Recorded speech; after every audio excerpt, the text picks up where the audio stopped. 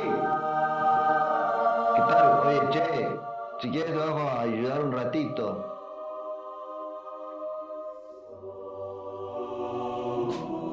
¿Qué ¿Cómo estás, hermano? tal? Hermano, hijo, ahí que ha llegado Justo, Dios, justo al mejor programa. al mejor de todos, Al- al sí, mejor. no era un programa que queríamos hacer, pero bueno, se han fallado.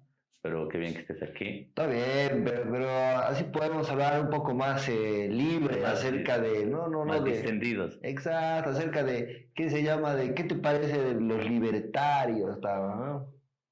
Mira, para mí es un tema un poco escabroso, porque yo primero no les considero, digamos, un rival que esté al nivel de lo que uno espera, Mm. ¿no? Sin embargo, es el rival más fuerte actualmente dentro, digamos, de una corriente continental, política, teórica, qué sé yo. Y los libertarios tienen algo que los neoliberales no tenían, o por lo menos no en su última etapa, que ¿Qué? era el hecho de que los libertarios te venden esperanza. Mm. No te venden eficiencia como el neoliberalismo, no te venden mercancías vacías, no. Te venden esperanza y te hasta construyen la historia de un país, digamos como lo hizo con Argentina Javier Milei y toda su gente, de que supuestamente desde 1920 así eran potencia y de repente cuando empezó a haber una crisis de los 40 se caen. Lo Exacto. que es falso, Mm. pero lo construyen así. Es como que en Bolivia de repente aparezca una corriente que diga que Aniceto Arce y los varones Patiño y los varones de La Plata y del Estaño en realidad eran grandes líderes revolucionarios que Exacto. pensaban en Bolivia Ah. y que bueno, y la revolución nacional y todo eso más bien fueron exabruptos históricos que deben ser evaluados, digamos, ¿no? Yo lo veo así como un equivalente a esta visión como de Ayn Rand, de todos estos, ¿no? De Todos teóricos. Exacto, no sé si han leído o han ojeado o saben de qué se trata esto, la revolución de Hércules, La como versión de las Atlas, de Atlas. Perdón, de Atlas, exacto.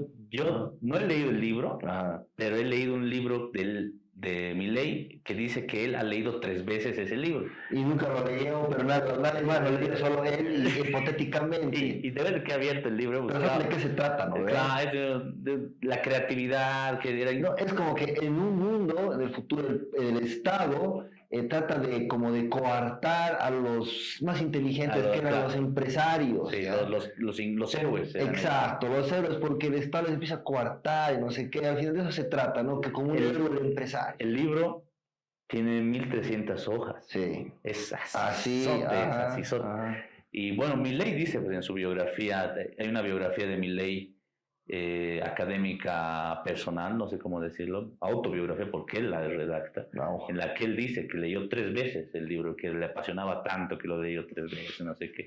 No dudo, por ahí le gusta esa lectura, pero eso no habla muy bien de uno, ¿no? Es un libro bastante Claro. pesado. Pero Bueno, bueno, en general yo veo esta cuestión de los libertarios como una especie de gente que ha quedado tan dolida, yo creo que por toda la historia del socialismo a lo largo del siglo XX, de cómo el socialismo tiene el nombre del pueblo, o sea, tiene un discurso que ellos quisieran tenerlo, pero no lo pueden por la naturaleza misma de que es la derecha, o sea, no defiende los intereses populares, pues, ¿no ve? Pero lo que sí hace es disfrazarse como si más o menos quisiera que tú vivieras lo que viven los ricos, digamos, ¿no ve? ¿sabes qué? Mira, Milei dice esto. ¿Verdad? Yo lo menciono a Milei porque obviamente es el representante más grande actualmente en habla hispana de esta corriente. Claro. Milei dice, yo era post-keynesiano, dice. No, primero yo era keynesiano, dice. Después dice, yo después cuando leí Keynes y demás me volví post-keynesiano. De ahí dice que había agarrado el libro de Adam Smith, La riqueza de las naciones, y lo había agarrado en todos sus tomos, digamos. Ya. Bueno, hay diferentes versiones, digamos. Él dice que agarró en la versión de los 5 tomos, Ah, ya. 5 volúmenes, ¿no? Y que los leyó toditos. Y después de eso se volvió un especialista en desarrollo económico y se volvió un neoclásico. Bueno, ponele. Y de ahí dice que tenía algunas limitaciones. O sea, él habla muy bien de Adam Smith. Ya. Pero dice que tenía muchas limitaciones por la teoría del valor trabajo de David Ricardo y Adam Smith. Exacto. Y entonces dice, yo rompí con eso y conocí a la escuela austriaca. No le gusta el plusvalor, digamos. Claro, porque no tiene que existir. Claro, para ellos. Claro. Y cuando Pasa a esta etapa, Milei dice, recién me podía considerar libertario, liberal libertario, dice él, o anarcocapitalista, y recién encontré la solución a todo. Y él menciona en su biografía una cosa que es así bien interesante. Interesante por lo vacío que es, pero por lo sugestivo que es. ¿Mira? Él dice, desde el año que nace Jesús, el año cero, digamos, hasta el año 1800, el PIB per cápita del mundo era 0,034%. Dice. Y de repente, desde 1800 en adelante, empieza a haber un crecimiento tan fuerte que cada año el PIB per cápita subía entre 3, 5 a 6%. Y actualmente el PIB per cápita sube así aceleradamente. Claro. Y él menciona y dice, por ejemplo, a Inglaterra, después de la Revolución Industrial, le costó 56 años duplicar su PIB per cápita. A Estados Unidos, 47 años. A Japón, 33, y así, hasta que llega a China, 14 años, dice. Mira, y eso es muy interesante porque te dice, desde 0 a 1800, el PIB per cápita era miserable. Y de 1800 hasta la actualidad, hasta el 2020, digamos. Pero hay parámetros para medir eso en el pasado. Exactamente, esto es una mentira. Y él dice, el PIB per cápita creció, y por ende dice, el capitalismo es el mejor de los sistemas posibles. Yo, si lo veo así, te doy la razón, pues claro, o sea, es mejor vivir en el capitalismo que vivir en el esclavismo romano, digamos. Obviamente, si tú haces el cálculo entre el Rómulo y un esclavo de Roma, el PIB per cápita, te va a salir, pues... A ver, ¿cómo vas a medir en la antigua Roma, digamos? Claro. ¿Cómo es el acceso a la buena vida? ¿Qué, porque tomas vino? Ya. Claro, o sea, no hay, pues, o sea, eso se llama un anacronismo teórico. Claro. Cuando utilizas metodologías actuales para explicar problemas del pasado. Entonces, él lo que hace es, después de todo este recorrido histórico, digamos, de la economía, él no habla de relaciones de producción, de que había feudalismo, el señor feudal que puede haberse estado muriendo por cólera, digamos, y sus pongos, digamos, todos tenían su PIB per cápita 0,034. O sea, él lo ve así. Ridículo, digamos, ¿no? Es que además no existía la economía financiera. No, pues y el banquero era el cuate que estaba en la banca. Claro, que tenía la plata, claro, y te prestaba y le dabas más, nada más, digamos, claro, el que se inventaba dinero con una computadora que no existe. ¿Verdad? Claro, es ridículo, digamos. Pero al final él dice, ¿y por qué esta historia no la saben todos? Dice Milei. ¿Por qué los socialistas te cuentan esto y te dicen más bien que el capitalismo es explotador, que esto, que es injusto, etcétera? Cuando en realidad, técnicamente, visto desde esta óptica, para Milei es lo más justo que hay. Él dice, imagínate que dice que China, ¿no? Así no, ahí ya no se queja de China, el Partido Comunista, no, ahí habla solo del PIB per cápita chino. Entonces, Milei dice, es porque hemos perdido la batalla cultural los liberales. Están traumados con esa definición de Gramsci. Gramsciana, sí. Sí. O sea, no solo te quieren hacer creer que el feudalismo, el esclavismo y todos tienen un PIB per cápita de 0,034, sino que tú no crees eso porque eres socialista y has perdido la batalla cultural. Claro, estás enojado con el triunfador de supermensch capitalista. Claro. Entonces uno lee eso y dice, esto es una pachotada. Esto es una pachotada. Y yo no entiendo un libertario y esto te digo un libertario avanzado, ¿no? Porque saber esto ya es de un libertario avanzado. Claro, el que es pobre porque claro, es el libertario básico. Claro. Pero si te pones a pensar así, dices, a la mierda, dices, ¿cómo es posible que esos argumentos tan básicos, tan fútiles, hayan calado tan fuerte en ciertos sectores de la sociedad, incluso de las sociedades que técnicamente o teóricamente antes eran más proclives a la izquierda, y defiendan intereses que van en contra de sus propios intereses, porque votan en contra de ellos? Lo que se ve es que se ha instrumentalizado mucho de las teorías de la comunicación desde la izquierda, incluso de la manera de la militancia como tal, los valores de lo que significa ser el intelectual de clase, como tal, la clase proletaria, ha sido leída por la derecha desde el código gramsciano, pero ha sido absorbida para sus propios intereses. El concepto de batalla cultural, que es un concepto gramsciano, ha sido utilizado por otro de los ideólogos de estas cuestiones, de esta perorata libertaria, que es Agustín Laje. Agustín Laje tiene su librazo igual, que es La batalla cultural, precisamente. Pero eso es peor todavía. Ese libro es peor, es grotesco. Pero él también parte del criterio de Milei de cómo es posible que la izquierda no se haya ganado la batalla cultural, cuando es ridículo pensar que la izquierda te ha ganado la batalla cultural, cuando la mayoría de la gente ni siquiera quiere llegar al socialismo, máximo habla de una redistribución del excedente, digamos, medianamente equitativo, pero para ellos eso ya significa socialismo. Una sociedad de bienestar, como en la Unión Claro, Europea, no, socialismo. para ellos el socialismo es todo lo que parezca está. Lo interesante aquí, y era precisamente lo que estábamos hablando hace ratito, es cómo haces que los pobres voten por ti, sabiendo que tú vas a hacer un ajuste que precisamente a quienes va a fregar es a ellos, ¿no? Y aquí yo creo que hay que ser autocríticos.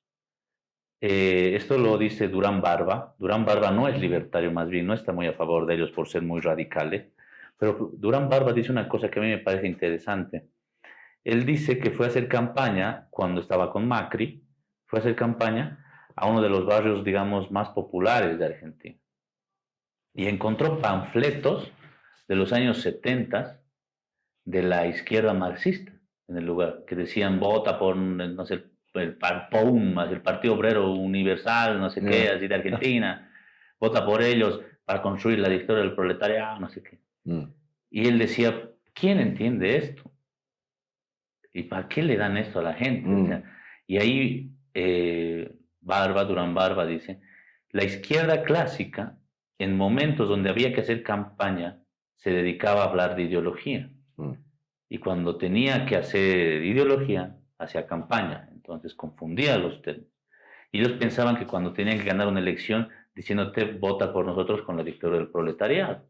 Cuando nadie va a votar por ti. Que no entienden tampoco qué significa todo eso. Y no tienen por qué entender, porque no tienes tiempo para prepararte. Imagínate los debates que se necesitan todavía sobre la dictadura del proletariado para que una persona que tiene que llegar tarde a su trabajo, levantarse temprano, etcétera, perdón, de su trabajo, tenga que estar ahí estudiando todavía Lenin, digamos. No hay eso. Entonces, esos errores fueron calando, y eso lo averigua bien Durán Barba, y hace que en esos barrios gane Macri. Porque votaban, porque Macri lo único que hacía era, te decía unas cuestiones sencillas, te decía, yo te voy a dar lo que ellos te han quitado, que te han quitado, no sé. No, es que además, como yo viví un tiempo allá, bueno, viste. No, lo he notado. Claro, la verdad es que, por ejemplo, lo que hacía el partido de Macri, que ya creo que ni existe o se ha cambiado de nombre muchas veces, porque no importa para la derecha como tal el nombre y el concepto, No, claro. es lo que significa, ¿no? Que representa. Pero utilizaban también el Big Data. Entonces, ¿qué hacían ellos? ¿No? Vamos al barrio pobre X, ¿no? Villa X. En Villa X, a ver, pásame los resultados del Big Data, ¿no? A ver, ¿qué les falta aquí? Alcantarillado, iluminación, seguridad. Y él llegaba con una propuesta hecha, ¿no? La gente, ay, hola, ¿cómo están? No sé qué necesitan? Ya sé lo que necesitan. Seguridad, ¿no? Sí, luces, también. Y de ahí necesitan alcantarillado. ¿Cómo lo supo? Digamos, ¿no? Y listo. O sea, con un poco así de pensar que saber lo que la gente quiere en el momento preciso que lo quieren escuchar, ha sido lo que ha llevado a Macri a ser presidente, ¿no? En Bolivia no son una amenaza porque realmente es un sector muy aislado, pero en Argentina también lo era, ¿no? El Milei era simplemente una especie de economista muy llamativo, digamos, con algunas ideas extrafalarias, que bueno, terminó haciendo carne y ahora es presidente de un país. No, que pasa es que tenía una actitud, digamos, ¿no? Muy histriónica, en un momento en que había también, ¿cómo se llama?, desilusión, ¿no? Porque se había votado por un candidato que representaba a la centroizquierda, que en su, digamos, programa de campaña había prometido que iba a tener un ajuste directo a los responsables del problema, que son los millonarios, los agroexportadores, etcétera. Y cuando llega al poder, no logra hacer eso, no logra, digamos, ponerse duro y hacer ceder a estos grupos de poder. Incluso le intentan hacer un golpe de Estado, que hace una huelga policial. Hay una imagen famosísima que es el presidente está ahí, está rodeado de la policía, ¿no? Que le está pidiendo algo, digamos, que es como simplemente cede a lo que te estamos diciendo o te hacemos un golpe de Estado. Esa es otra de las cuestiones libertarias que hay que tocar, ¿no? Primero, ¿por qué crecen? Bueno, no vamos a entrar, yo creo que no es necesario hablar de las teorías de Rothbard y muy abstracto, porque ya es suficiente con Milei y con Laje, digamos, ¿no? Los que quieran estudiar más pueden, por supuesto, profundizar, no les recomiendo. Bueno, ellos toman el descontento de una población, lo primero. y dan esperanza, porque construyen un pasado idílico al que supuestamente hay que volver. Claro. En el caso de Argentina. En el caso de Argentina, claro, ¿no? Que es el más claro, digamos, ¿no? Un pasado idílico en el que hay que volver, que en ese pasado eran potencia mundial. El liberalismo, ¿no?, de Alberdi, ¿no? Claro.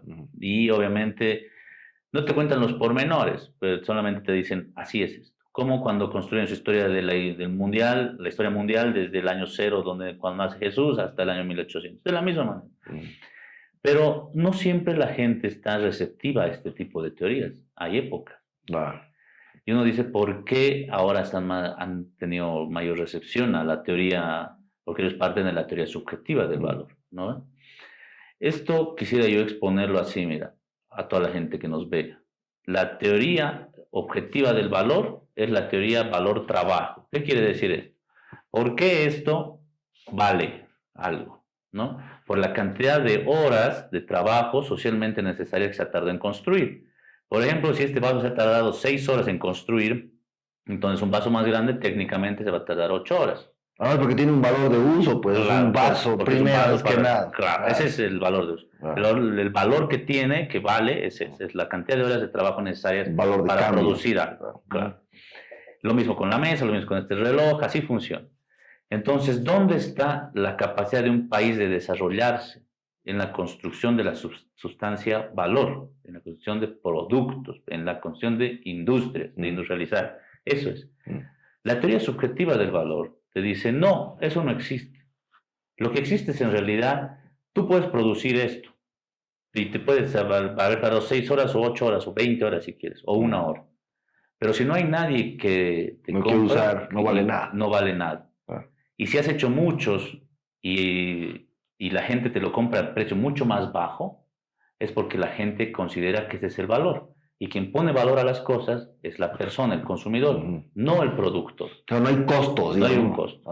Y ellos dicen, esto cambia, esto se llama la teoría marginal del valor, en la que te dicen, bueno, digamos que tú tienes mucha sed, entonces este vaso de agua te vale 10 euros, ¿ya? Pero el de 7 te vale $1.000.000. Claro, pero ¿qué pasa si después te dan otro vaso de agua? Como ya estás satisfecho, dices, no voy a pagar 10 euros, voy a pagar por eso solo 5 euros.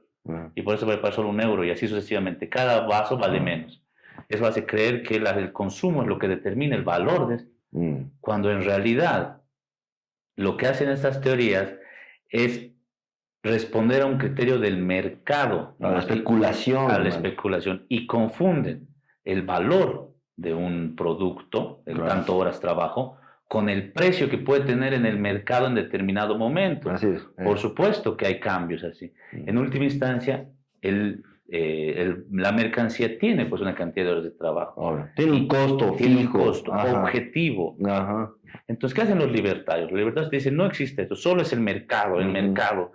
Dejemos que el mercado ponga las reglas, Y eso nunca ha funcionado. Porque todas las personas serias que saben de economía y demás, saben que esto es mentira. Y saben que si tú quieres ser potencia mundial, tienes que construir tu propia industria. Obvio. Y proteccionista. Proteccionista. Y después, no hay Alemania, Estados Unidos, China, Rusia, cualquier país, India, que estén desarrollando, son proteccionistas con su industria, porque tienen que cuidarla. Claro. Solamente tienes que pregonar las ideas libertarias cuando ya eres un imperio y puedes utilizarlas a tu favor para destruir las industrias locales. Esa es la cuestión, es una cuestión hasta geopolítica. Es la paradoja, digamos, ¿no?, de los libertarios en Estados Unidos, que son ultranacionalistas, y los libertarios en Argentina, que son pro-anglosajones. Es que eso es un criterio colonial, ¿no? Es un criterio colonial. Bueno, hemos hablado de todo desde lo libertario, ¿no? Desde su corriente ideológica, sus autores. Es muy difícil recorrer todo esto de manera muy sucinta, digamos, ¿no? Pero creo que más bien, y eso es lo que yo quisiera hacer hincapié antes de terminar, es los costos sociales que esto acarrea, ¿no? Porque ya está bien, los libertarios son tontos, ya. Su ideología es arcaica y cavernícola, ya. Es impracticable, ya. Beneficia solo a los millonarios, ya. Pero los costos sociales son abrumadores, ¿no? Lo estamos viendo en Argentina ahora mismo, ¿no? Porque ellos piensan que es un sacrificio que deben tener. Cuando, claro, fácil es decir, sacrifíquense toda la clase media y los pobres, y el rico no se sacrifica nada, ¿no? Hubo un comentario en Facebook que a mí me llamó la atención, decía, era bien interesante. La publicación era, Milei dice, no hay plata. Y en el siguiente post, que era lo mismo, un mismo medio de comunicación, decía, en Argentina hay 10 millones, 10 millonarios con más de 1.000 millones de dólares. Si no hay plata, ahí está la plata. Claro, O sea, obviamente, digamos, ¿por qué no le suben los impuestos a ellos en vez de estarle subiendo el transporte claro, a a, la una, gente a la, común, digamos, ¿no? claro, que ellos tienen la suficiente capacidad adquisitiva? No se van a morir por perder unos cuantos de sus millones, de los tantos que Claro, tienen. 1.000 millones, imagínate lo que es tener No, 1.000 millones. y son 10 personas con esa cantidad de dinero. Entonces, yo creo que están apuntando, y yo creo que la gente que apoya a los libertarios es gente que está apuntando a la persona incorrecta, que está defendiendo a las personas incorrectas Mm. y que tarde o temprano eso vaya a explotar. Y el problema de la explosión social, digamos, por pobreza, por falta de alimentación, etcétera, es que va a empezar con temas de seguridad y ahí lo que va a ejecutar, porque en eso los libertarios son muy buenos y la gente de ultraderecha dicen nada al Estado, exceptuando las Fuerzas Armadas, a eso les encanta. Claro, claro, y les Eso, gusta obtener ese budget, ¿cómo se llama? Ese financiamiento a las, claro, y ¿no? eso Al no cambia. ejército, ¿no? Claro. Y ese es el problema y el desenlace lastimoso de estos sectores de ultraderecha que ven las cosas desde la óptica de millonario, desde el rico, cuando ellos no son ni millonarios, ni son ricos, Exacto. y en muchos de los casos ni siquiera son considerados personas de clase media, son Mm. simplemente ciudadanos comunes y corrientes. Aspiracionales, como se diría, Claro, ¿no? ese es el tema. Entonces, muchísimas gracias por, no sé, haber hablado acerca, no, mentira, yo he bajado y ya, a mí deme las gracias, ya. Pero Gracias. ha estado bueno esto porque hay que seguir tocando el tema de los libertarios, es un tema que está creciendo, quizás es una forma específica de Argentina hasta los libertarios que no se da en otros lados, pero hay un auge de la derecha, ¿no?